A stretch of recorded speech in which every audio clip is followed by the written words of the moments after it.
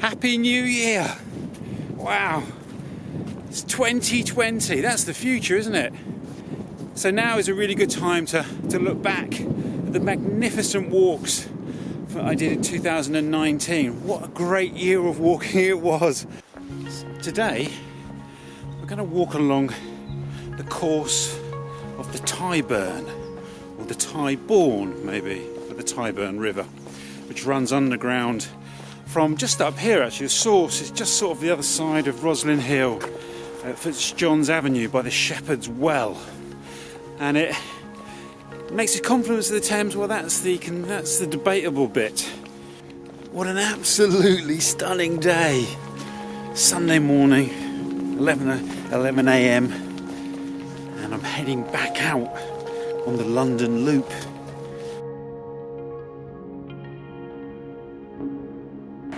Is that an underpass, or is it the portal to the fairy realm? Or it could just take me to Wimbledon Common. Either way, it's all good, isn't it?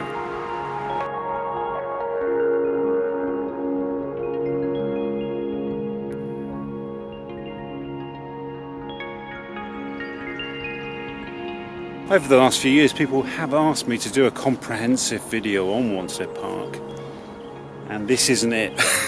There are other videos where I pass around the edges of Wanstead Park and pass through it, and this is going to be in a similar vein. But even so, like I say, I wanted to bring you along on this little stroll through this really beautiful location that means quite a lot to me.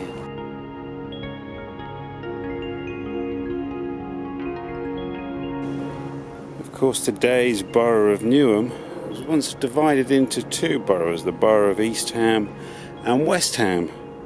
But then going back all the way to the time of the Norman Conquest, it was actually two manors that were owned by two kind of Saxon lords. I'll pop a map in here that shows the old manor of East and West Ham.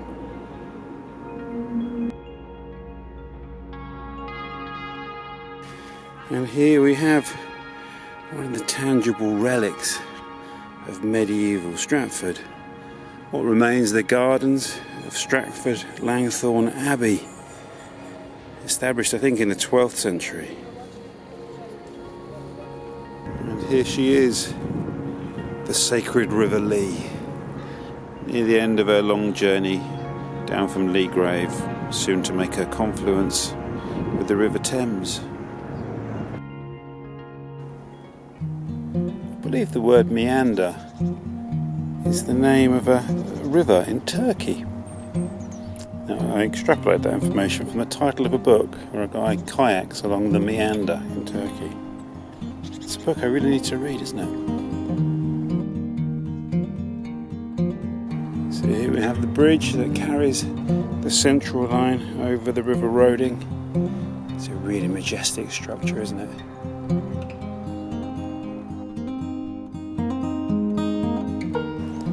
This is one of my favourite little stretches of the river here. It's where my first walk along the Roding ended, and I think I may end today's walk here as well.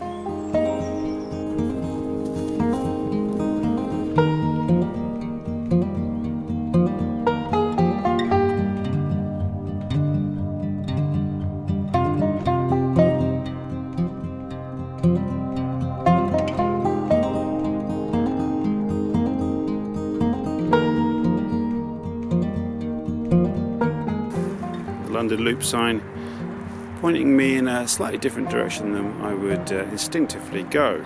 That way. I would go that way. But there you go. Can't argue with the signs.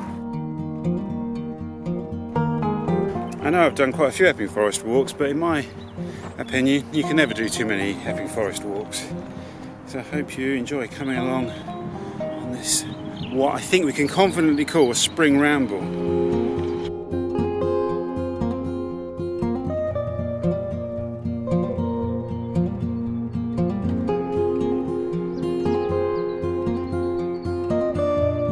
I mean, there's almost apocalyptic levels of mud here. I mean, just look at this.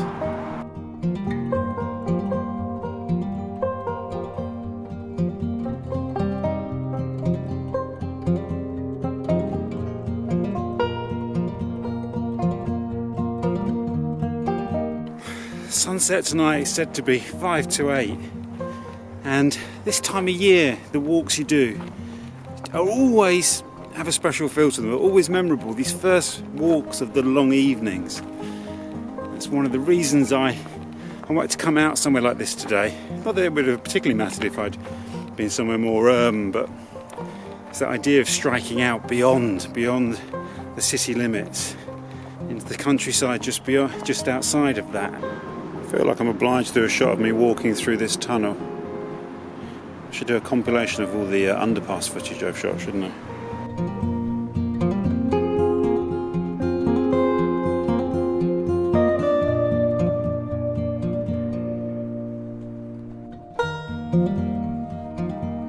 You can see the tide's coming in now. It's coming in really quite quickly.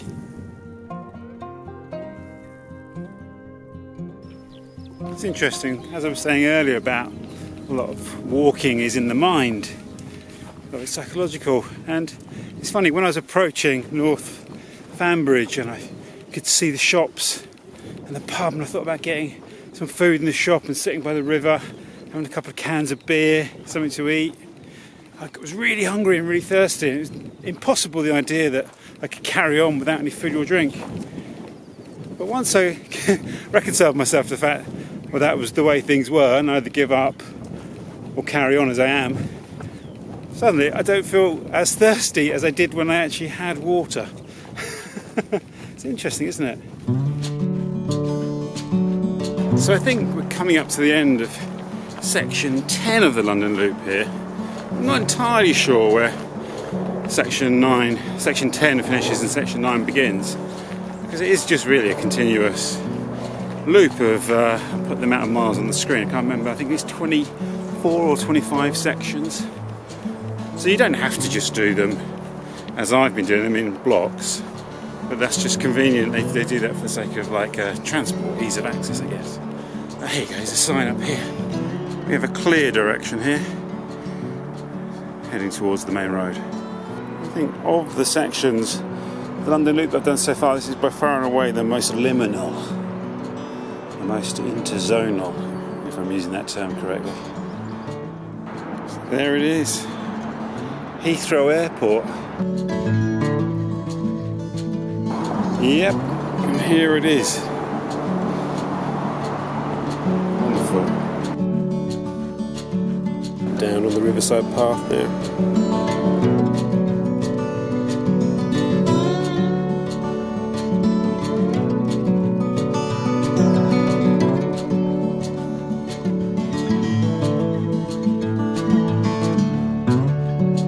Thamesmead Estate is the site for an enormous regeneration project. I'm not entirely sure what they're doing, but it's one of the biggest regeneration projects in London, if not the biggest. Of course, Thamesmead's most famous for being the setting for Kubrick's A Clockwork Orange. There's obviously a lot more to Thamesmead than just that. History of East and West Ham by Dr. Pargenstecker, published in 1908.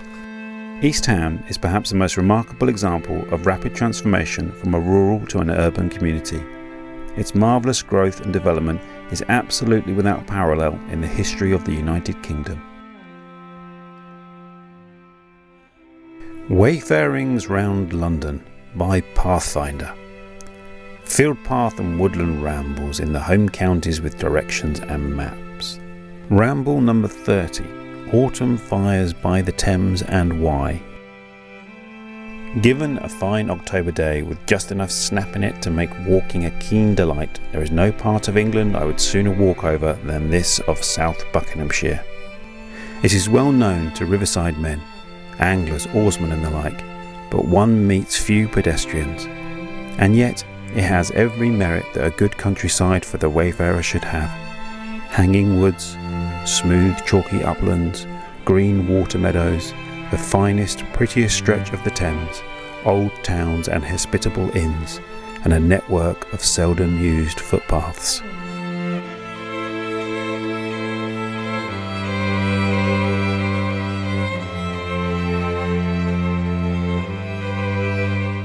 And here is the claim This entrenchment is part of the British city built in the 1st century BC. It was probably here that Julius Caesar defeated the British king Cassivellaunus in 54 BC.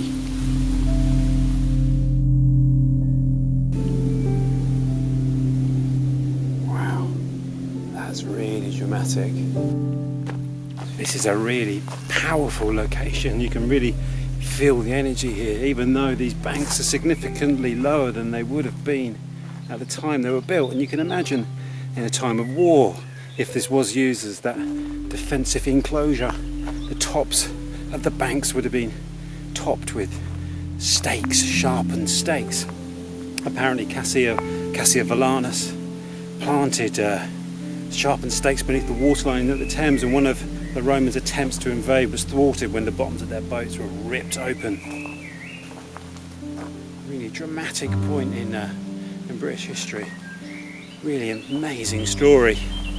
Whether the battle took place here or not, this is still a really important location.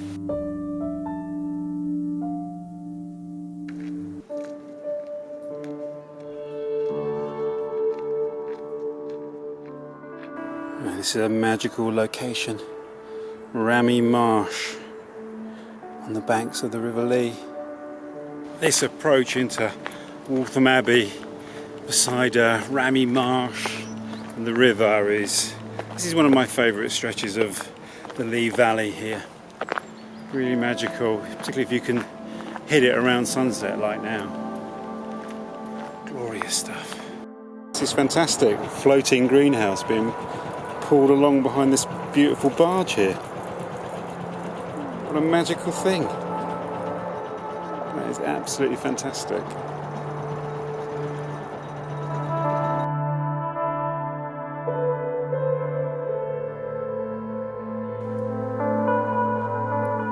Today we're going for a walk along Leytonstone's lost river, the Philley Brook, which rises somewhere here. I have rummaged around in the trees looking for the source, scaring the dog walkers. This is a truly ancient landscape. The Leighton Lammas lands from the Anglo-Saxon Loafmas. As regular viewers of my YouTube channel will know, I'm a real lover of river walks. There's something about being guided through the landscape by a watercourse. It is the Dagenham Brook running behind the houses of Blythe Road. And here on the other side, this beautiful little watercourse making its way through the suburban streets.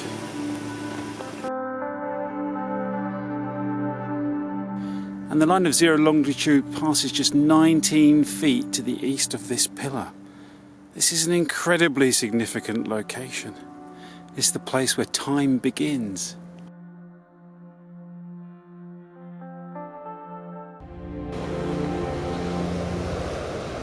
Today, we're walking in the footsteps of the great writer W.G. Sebald in his classic book, The Rings of Saturn.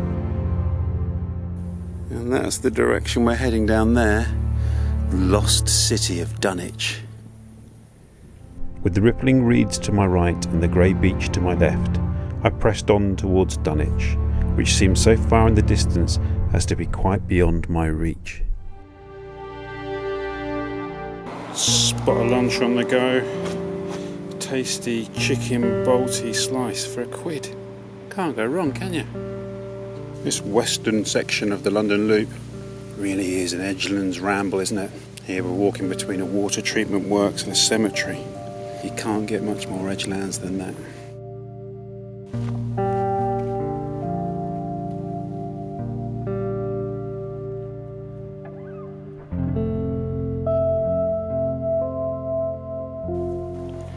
Gives you a sense of passing through time.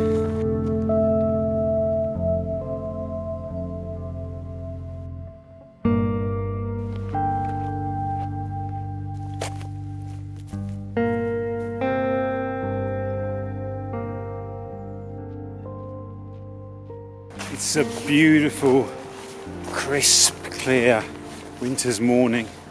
Perfect walking weather, absolutely spot on. Great start to the day. It's absolutely beautiful to be by the river on a morning like this.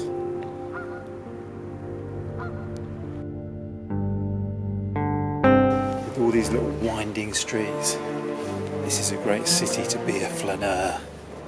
Just to wander round and round aimlessly, soaking up the city. You can just immerse yourself in the senses of place.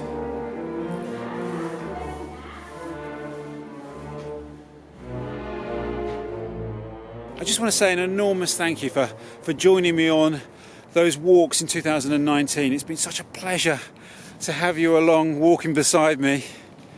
I appreciate it massively, all the people that commented, subscribed, supported the channel in any way you could, came on the guided walks. It's been an absolutely tremendous year, and I'm really hugely appreciate all your support. Now we're looking forward to another amazing year of walking. I've got to find my way across this field first though.